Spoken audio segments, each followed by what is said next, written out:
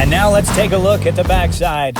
Folks, he's a past world champion healer, a past champion of the Wrangler BF5. We're talking about Wesley Thorp out of Texas. He's back to the box. Let's ride.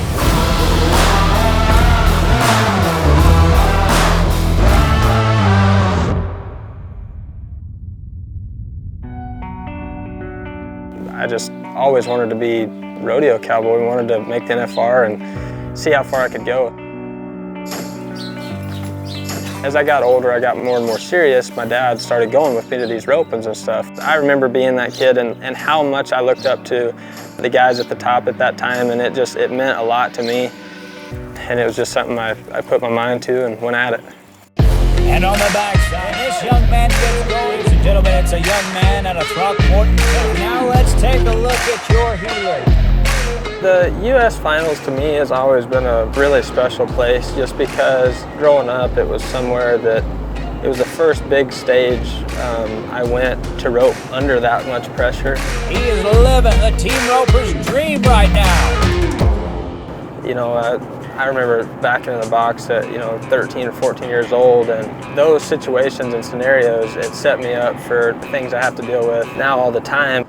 It just got me used to that kind of pressure at such a young age, and the mental side of things and how to prepare myself. It's more than just roping. There's so many people that are talented with their ropes that the horsemanship plays such a factor.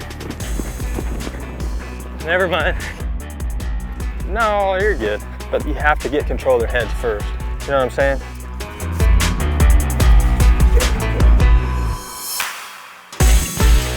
Once I started studying how it worked and looking at it different, all it comes down to is hard work and learning how everything comes together. You know, a lot of times I'll go saddle my good horses and just ride them and spend some time taking them easy, roping the dummy, roping the lead steer, rope a few slow steers that day, just build their confidence too. And just having a good feel for them and being able to know every move they're gonna make without just asking them for their life every single day.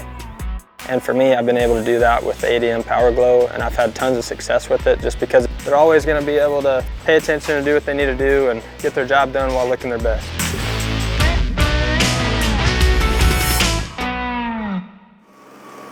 So nowadays, like I usually try to be done by 5 or 6 so I can kind of spend time with the family when I'm home especially. And my oldest boy, Matthew, he's 3 and he really likes to rope the dummy, and he's gotten to where that's a part of his day now. So when I head to the house in the evening, we spend 30 minutes to an hour roping the dummy, and he'll act like he's at the BFI or the finals or wherever, and it's pretty cool to see him do that and to care about it and get to do that together.